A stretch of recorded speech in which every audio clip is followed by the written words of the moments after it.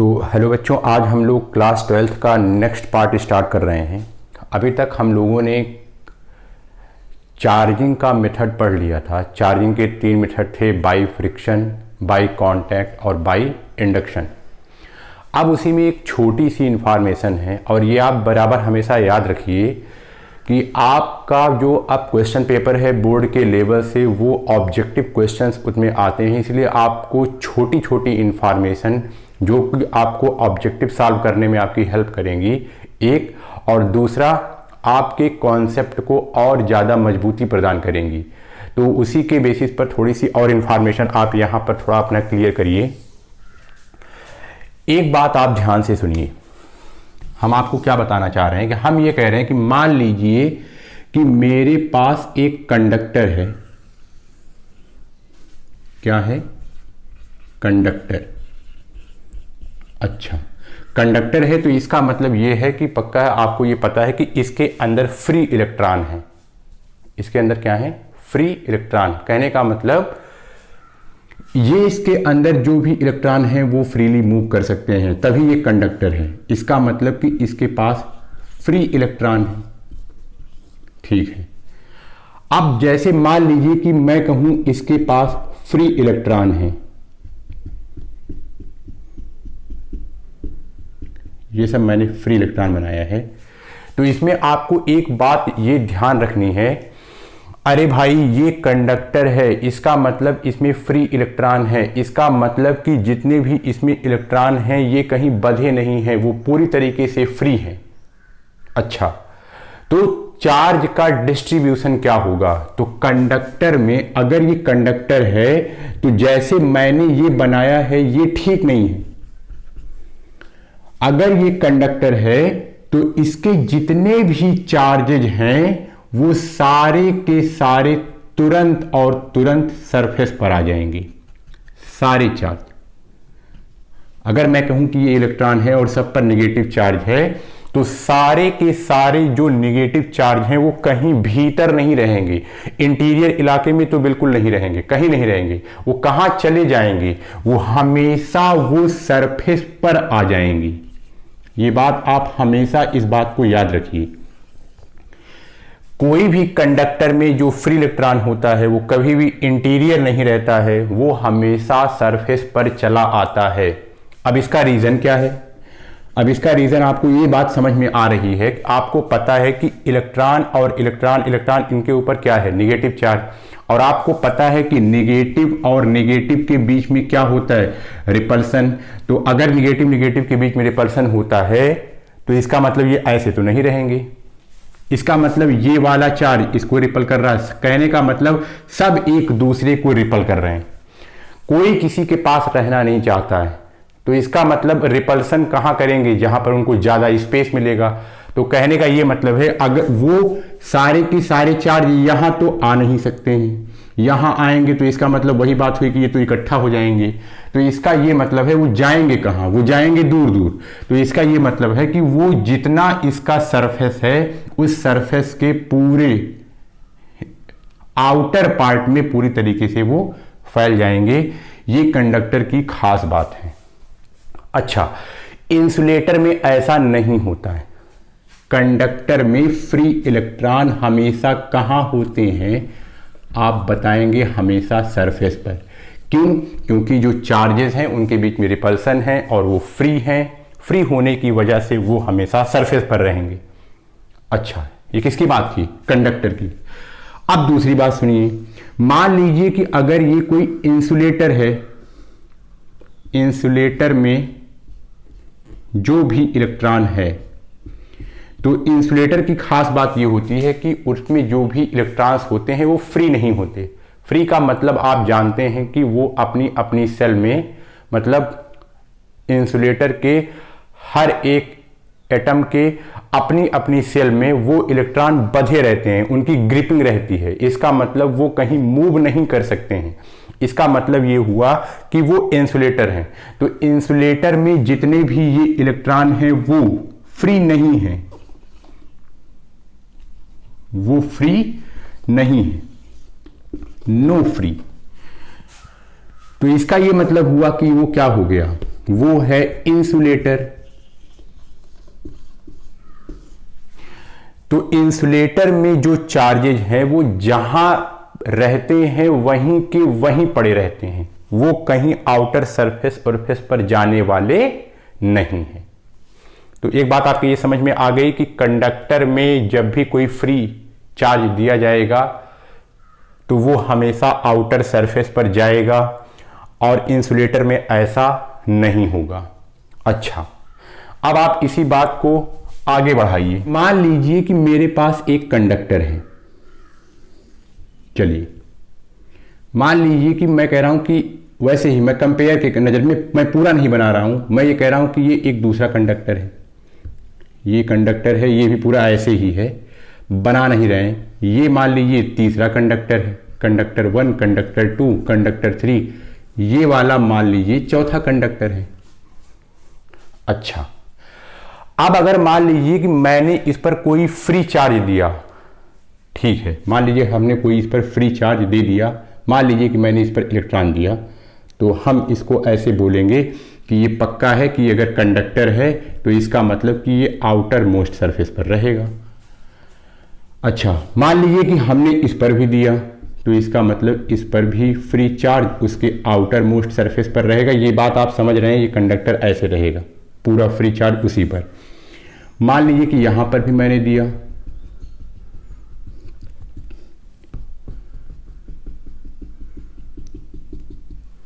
अब ध्यान से सुनिएगा एक रिलेशन, ध्यान से।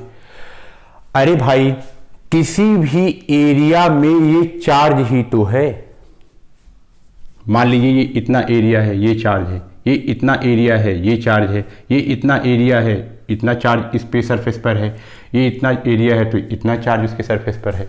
तो कहने का मतलब किसी पर यूनिट एरिया में या किसी पर यूनिट स्पेस में या पर यूनिट वॉल्यूम में कितने चार्ज उसमें घुसे हुए हैं तो वो क्या होता है, वो डेंसिटी होती है। ये बात आपकी समझ में आती है, वो है चार्ज डेंसिटी। ये क्या है, चार्ज डेंसिटी। मतलब जो भी हम देख रहे हैं, चाहे हम देखें एरिया देख लें, अगर हम एरिया के टर्म में कि हाँ उस एरिया में कितने हैं, या हम कहें कि आप लीनियर लेंथ देख लें, कहने का मतलब आप उस पार्टिकुलर एरिया को क्या समझ रहे हैं, लेंथ है कि वो एरिया है कि वो वॉल्यूम टाइप का है। तो कहने का मतलब कितने चार्ज उसमें हैं पर यूनिट में, पर यूनिट में कितने चार्ज हैं, तो इसका ये मतलब हुआ कि वो चार्ज डेंसिटी हुई। ठीक है, तो इसका मतलब कि यहां पर ये चार्ज डेंसिटी जो फैली हुई है, ये भी चार्ज डेंसिटी आपको कुछ दिख रही है, ये भी कुछ आपको दिख रही है, ये भी कुछ आपको दिख रही है। अच्छा, अब यहां पर मैं आपको एक इंफॉर्मेशन ये बताना चाह रहा हूं कि आप इस इंफॉर्मेशन को हमेशा अपने दिमाग में याद रखिए। Charge density is directly proportional to 1/r। देखिए, मान लीजिए कि कोई कंडक्टर है, वो कर्वेचर टाइप का है। देखिए, इसमें भी कर्वेचर है, इसमें भी कर्वेचर है, इसमें भी कर्वेचर है, इसमें भी कर्वेचर है। अब सबका अपना अपना कर्वेचर है। इसका मतलब कि अगर वो कर्वेचर है तो उसको बाद में कंप्लीट किया जा सकता है। इसको आपने कंप्लीट किया, इसको कंप्लीट किया, इसको कंप्लीट किया, इसको कंप्लीट किया, तो आप इसको बाय लॉजिक जो है इसका रेडियस आप कंपेयर कर ही सकते हैं। तो आप क्या बताएंगे, आप कहेंगे इसका वाला रेडियस सबसे कम है, इसका रेडियस सबसे कम है, इसका उससे ज्यादा है, इस वाले का रेडियस उससे ज्यादा है, और ये C4 वाले कंडक्टर का रेडियस सबसे ज्यादा है।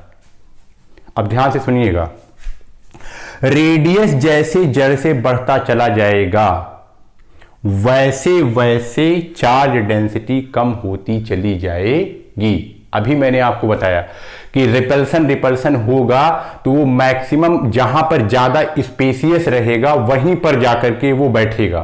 तो इसका मतलब जहां भी उसको ज्यादा चांसेस मिलेगा। इसका ये मतलब हुआ रेडियस जितना ज्यादा बड़ा रहेगा चार्ज डेंसिटी उतनी ज्यादा कम होने वाली है।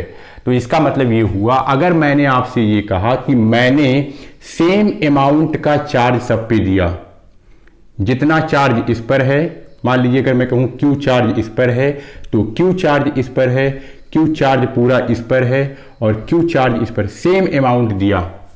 अगर कोई आपसे पूछे कि ये बताइए कि चार्ज डेंसिटी सबसे ज्यादा कहां होगी, तो आप कहेंगे जहां पर रेडियस सबसे ज्यादा होगा वहां चार्ज डेंसिटी सबसे कम होगी। मतलब इस वाले का रेडियस सबसे क्या है, ज्यादा, तो यहां पर चार्ज डेंसिटी क्या है, सबसे, चार्ज डेंसिटी यहां पर सबसे कम है, यहां चार्ज डेंसिटी सबसे कम है।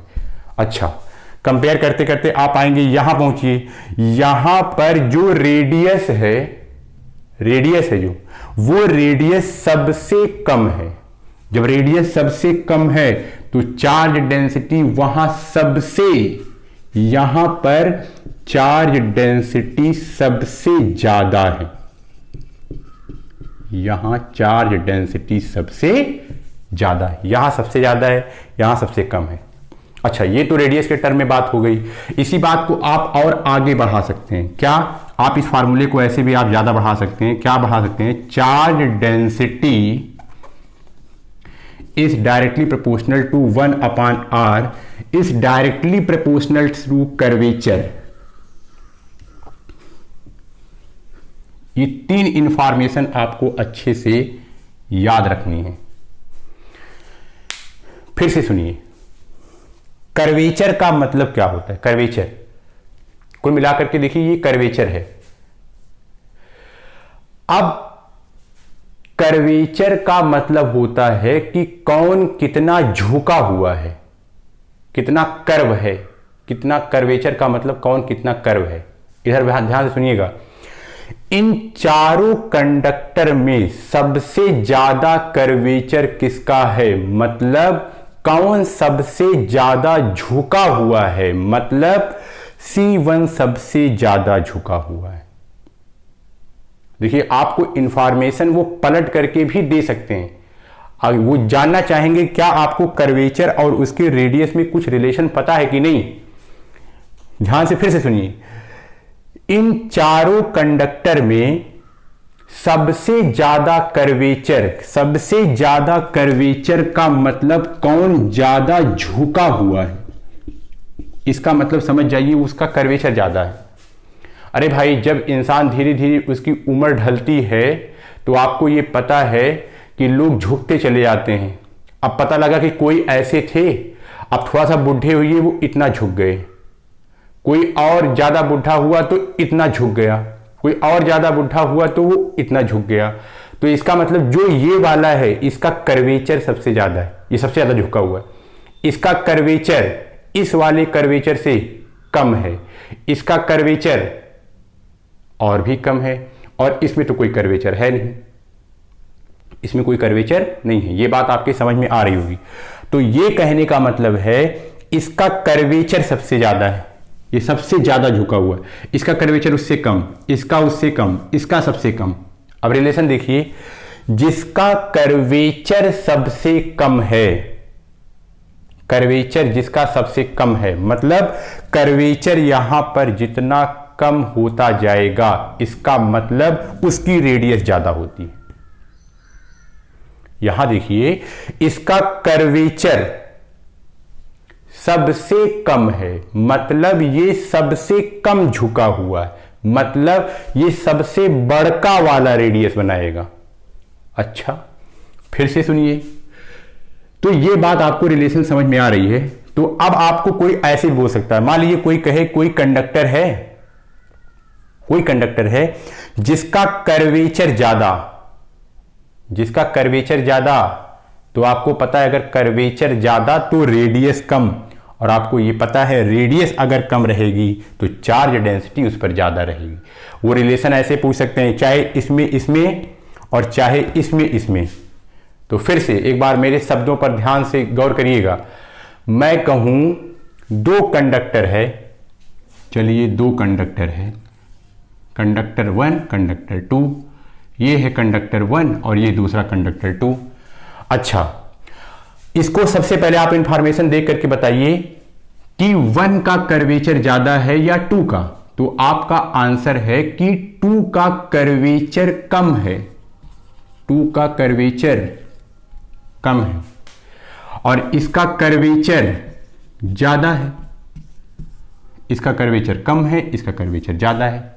अच्छा, इस जिसका कर्वेचर कम है इसका मतलब उसकी रेडियस ज्यादा है। अच्छा, जिसका कर्वेचर ज्यादा है उसकी रेडियस कम है। अब आप इंफॉर्मेशन चाहे जैसे करिए। अब मान लीजिए किसी ने आपसे कहा कि मैंने इन दोनों कंडक्टर को सेम चार्ज दिया है, दोनों कंडक्टर को मैंने क्या दिया, सेम चार्ज, तो बताइए किसकी चार्ज डेंसिटी ज्यादा रहेगी। फिर से सुनिएगा, आपको पता है जिसका कर्वेचर कम मतलब दूसरे वाले का कर्वेचर कम मतलब उसकी चार्ज डेंसिटी भी कम रहेगी। मतलब यहां पर चार्ज डेंसिटी कम होगी, चार्ज डेंसिटी यहां पर क्या होगी, कम, और यहां पर चार्ज डेंसिटी ज्यादा होगी। तो ये बात आपके समझ में आ गई होगी।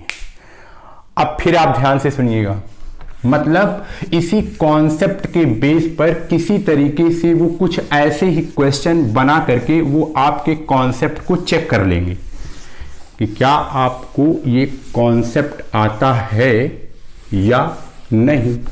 जैसे मान लीजिए कि मैंने एक कंडक्टर लिया एक कंडक्टर, ये देखिए, ये कंडक्टर थोड़ा सा आप देख रहे होंगे कि कुछ अजीब टाइप का है, तो आप इस बात को ध्यान से सुनिएगा। सबसे पहले आपको यहां ढूंढना है, ये कंडक्टर है,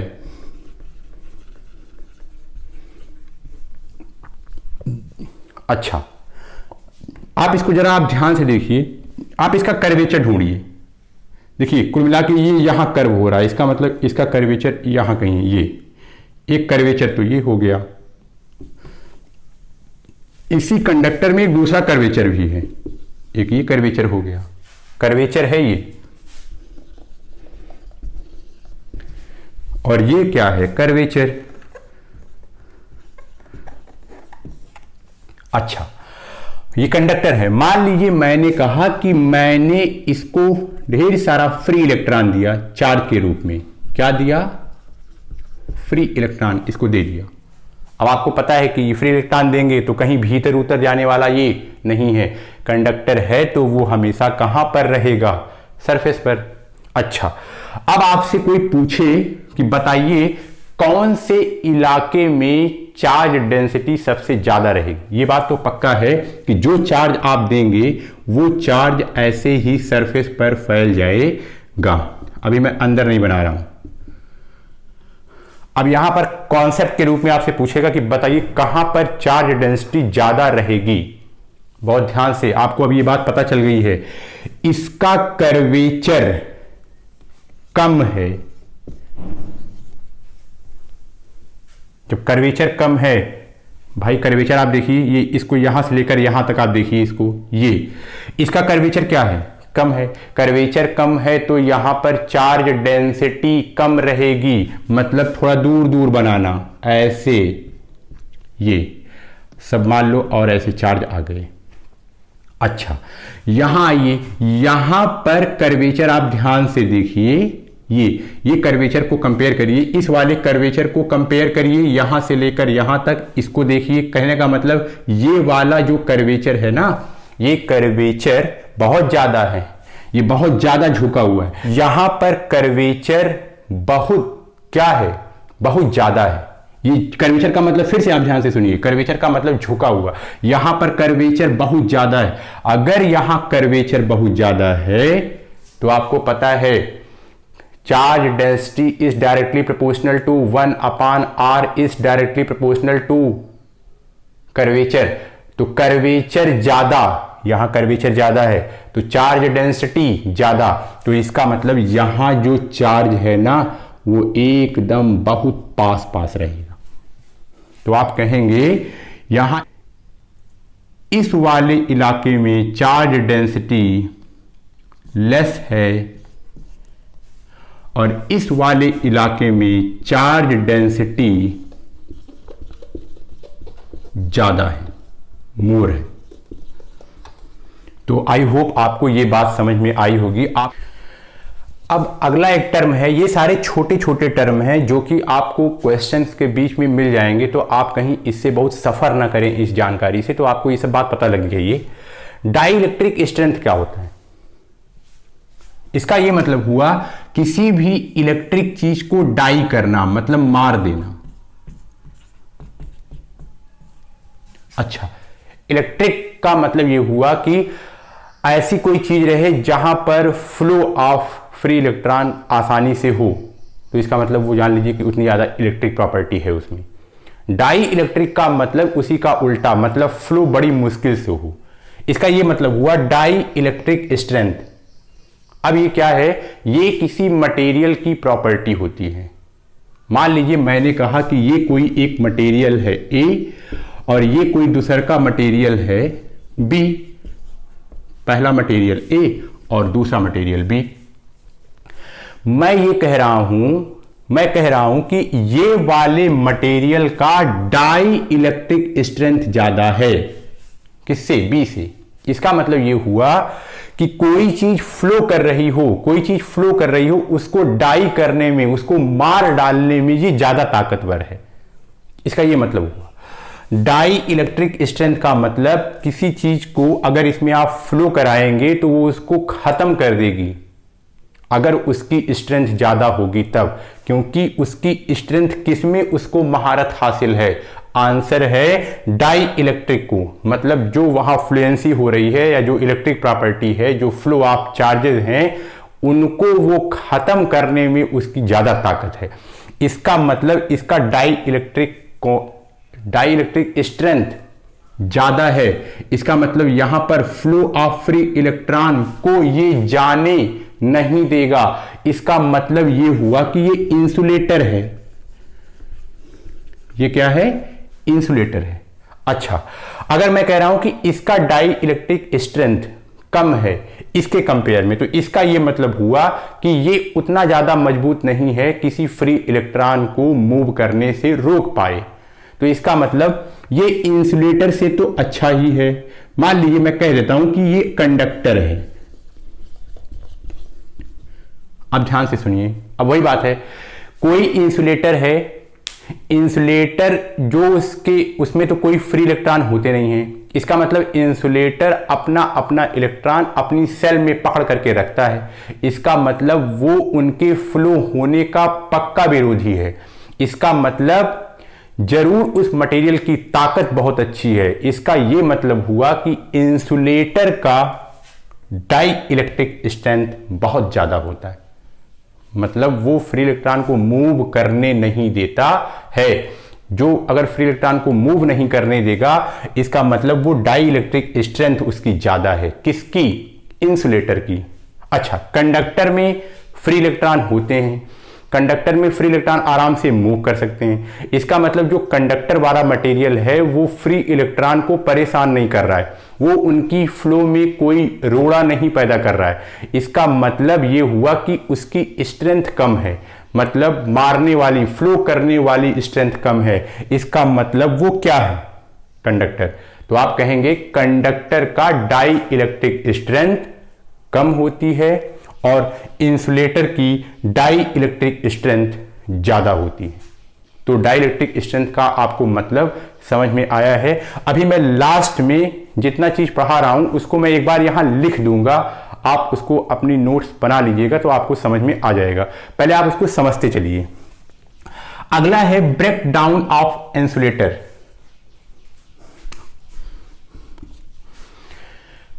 कोई मटेरियल है, ब्रेक डाउन का मतलब किसी चीज को ब्रेक करना। कोई मटेरियल है, चलिए कोई मटेरियल है और ये मटेरियल मैं कह रहा हूं ये मटेरियल इंसुलेटर है, ठीक है। तो इंसुलेटर है तो इसमें इलेक्ट्रॉन तो है ही है, इसमें कोई दो राय तो नहीं है। इंसुलेटर है तो इसमें इलेक्ट्रॉन है, लेकिन वो जो इलेक्ट्रॉन है वो फ्री कंडीशन में नहीं है, वो फ्री कंडीशन में नहीं है, मतलब वो अपनी अपनी सेल में बंधा हुआ है। सही बात है। अगर मान लीजिए कि ये इंसुलेटर है, मैं कह रहा हूं कि इसमें जो भी, मैं केवल इलेक्ट्रॉन ही शो कर रहा हूं, मान लीजिए ये इंसुलेटर है, तो इसमें जो इलेक्ट्रॉन है वो क्या है, फिक्स है। इलेक्ट्रॉन क्या है, फिक्स है, वो कहीं मूव नहीं कर रहा है, तभी तो ये इंसुलेटर है।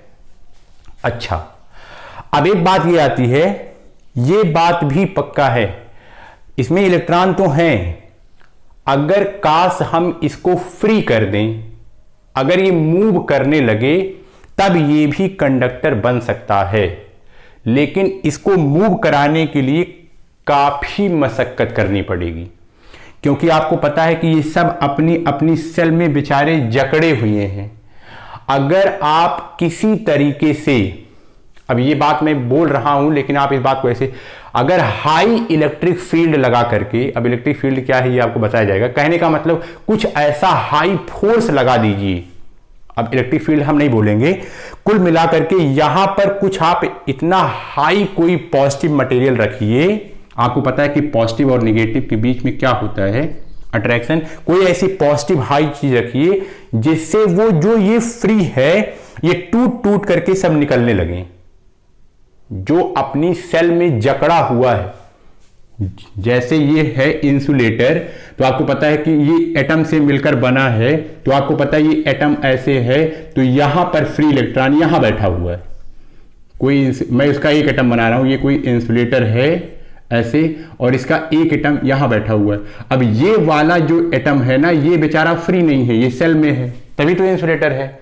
अच्छा, इसका मतलब अगर ये इलेक्ट्रॉन है, अगर आप कोई यहां बहुत हाईली पॉजिटिव चार्ज, बहुत मजबूत, बहुत स्ट्रेंथ वाला हाईली पॉजिटिव चार्ज अगर आप यहां रखें, तो ये पक्का है कि ये इसको पकड़ पकड़ के खींच, ये इसको पकड़ पकड़ के नहीं, इसका कहने का मतलब ये इसको दूर से खींचेगा, इसको, ये पॉजिटिव चार्ज इसको आराम से खींचेगा। अच्छा, अब खींचने में अब वही बात है कि किसकी ताकत ज्यादा, अगर ताकत इसकी ज्यादा रहेगी तो ये नहीं जाएगा, अगर मान लीजिए इसकी ताकत ज्यादा हो जाती है तो पकड़ करके इसको ये इसको फिर से ये इसको पकड़ करके फिर से ये इसको खींच ही लेगा, मतलब इसको तोड़ ही डालेगा, निकल जाएगा ये। इसका मतलब अब ये फ्री हो गया, तो जैसे अब ये फ्री हो गया तो इसका मतलब अब ये कंडक्टर का रूप धारण कर लिया है। तो इसका मतलब यही हुआ क्या, ब्रेक डाउन ऑफ इंसुलेटर, मतलब इंसुलेटर का ब्रेक डाउन कर दीजिए, मतलब इंसुलेटर जो फ्री इलेक्ट्रॉन नहीं है, कोई ऐसा तरीका लगाइए कि उसके जो भी इलेक्ट्रॉन बेचारे बंधे हुए हैं वो सब क्या हो जाएं, टूट टूट करके निकल जाएं, वो फ्री हो जाएं। तो जब आप कोई हाईली स्ट्रेंथ का उसके अपोजिट चार्ज वाला मटेरियल ला करके रखेंगे, अगर वो उसके बंधे हुए इलेक्ट्रॉन को ब्रेक कर पाता है तो समझ लीजिए वही उसका ब्रेक डाउन ऑफ इंसुलेटर है। तो ब्रेक डाउन ऑफ इंसुलेटर क्या हुआ, तो आप कहेंगे कोई भी इंसुलेटर कंडक्टर बनाया जा सकता है। यस, समस्या यह है कंडक्टर में भी इलेक्ट्रॉन पाए जाते हैं और इंसुलेटर में भी इलेक्ट्रॉन पाए जाते हैं, ठीक है। उसके बाद होता क्या है कि कंडक्टर में फ्री इलेक्ट्रॉन होते हैं, तो इसी वजह से वो फ्लो करता है। लेकिन इंसुलेटर में जो इलेक्ट्रॉन हैं तो उसमें, लेकिन वो बेचारे बंधे हुए हैं, तो हम उसको क्या करना चाहते हैं, तोड़ना चाहते हैं। उसको तोड़ देंगे अगर वो जो बंधे हुए हैं इंसुलेटर के जो इलेक्ट्रॉन जो अपनी अपनी सेल में, अगर उसको हम किसी तरीके से तोड़ पाएं, तो अगर हम उसको तोड़ देंगे तो वो भी फ्री हो जाएंगे, तो वो इंसुलेटर क्या बन जाएगा, वो इंसुलेटर भी कंडक्टर बन जाएगा। इसी कंडीशन को जब हम उसको तोड़ दें तो इसी को बोलेंगे ब्रेक डाउन ऑफ इंसुलेटर। तो आज इतने कॉन्सेप्ट की चर्चा हम लोगों ने किया, तो उसी बात को हम यहाँ पर समराइज करके लिखे हुए हैं कि dielectric strength of insulator is more than conductor. जो आपको समझाया वही बात यहाँ लिख रहे हैं। इसका मतलब ये हुआ कि dielectric strength opposes flow of charge. दूसरी बात, break down of insulator can be converted into conductor, ठीक है। This phenomena is known as break down of insulator. ये भी बात आपको समझ में आ रही होगी। थर्ड है चार्ज डेंसिटी, अगर कोई चार्ज हमने कहीं दिया कंडक्टर में तो वो स्प्रेड करता है, तो charge density is directly proportional to 1/r is directly proportional to curvature. ये सब किसके लिए है? तो आप कहेंगे ये सब जो कहानी हम लोग पढ़ रहे हैं ये कंडक्टर के लिए है। अगला, if charge given to a conductor then whole charge, सारा का सारा charge spread over the surface, surface के ऊपर फैल जाएगा, and in insulator this fix at that place, लेकिन इंसुलेटर पर जहां पर देंगे ये वहीं पर फिक्स ही रहेगा, नॉट स्प्रेड, इसमें फैलने वाला नहीं है। Thank you.